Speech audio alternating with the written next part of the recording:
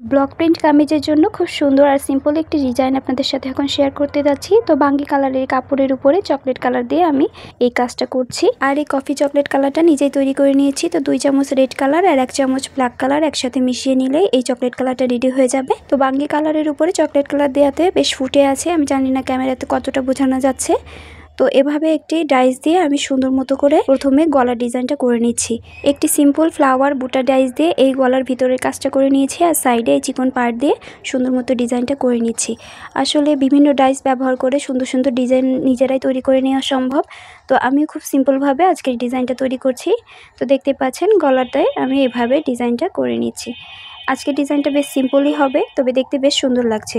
তো মাঝে একটু এরকম ডিজাইন করে দিলাম যাতে দেখতে একটু ইউনিক হয়। তো কামিজের গলার কাজটা পুরোপুরি কমপ্লিট হয়ে যাওয়ার পর নিচের যে ঝুল বা পাড়ের যে অংশটা থাকে সেখানে এরকমভাবে ডিজাইনটা করে নিচ্ছি।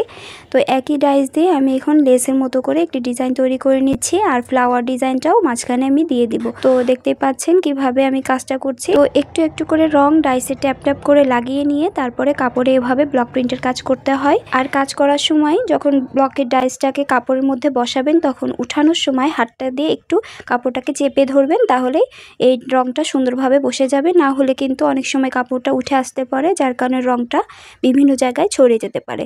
তো এই যে সম্পূর্ণ লেসের এই চিকন অংশটা করে নেওয়ার পর ফ্লাওয়ার দিয়ে একটি ডিজাইন করে নিচ্ছি। তো চিকন লেসের কাজ শেষ হয়ে গেলে এখানে বোটা ডাইসটা দিয়ে ফ্লাওয়ার ডিজাইনটা করছি। তো দেখতে পাচ্ছেন একটু একটু করে রং ট্যাপ ট্যাপ করে নিয়ে তারপর হাতের সাহায্যে চেপে এটাকে বসিয়ে নিতে হবে। তো ব্লক প্রিন্ট করার সময় রংটাকে মাঝে মাঝে তুলির সাহায্যে একটু স্প্রেড করে নিতে হবে, যাতে রংটা সব জায়গায় সমানভাবে লাগে। তা না হলে ডাইসের একটা জায়গায় দেখা যাবে রং বেশি পড়ে যাবে আর একটা জায়গায় রং কম হবে, সেক্ষেত্রে ডাইসের ডিজাইনটা সুন্দর আসবে না।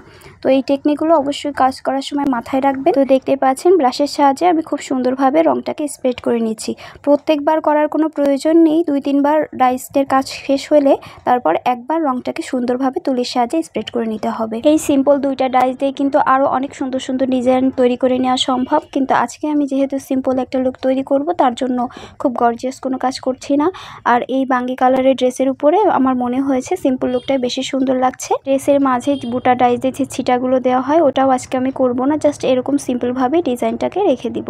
তো এই যে দেখতে পাচ্ছেন ড্রেসের কাজটা কমপ্লিট হয়ে গেল। কেমন হয়েছে অবশ্যই জানাবেন। ভালো থাকবেন সবাই, আল্লাহ হাফেজ।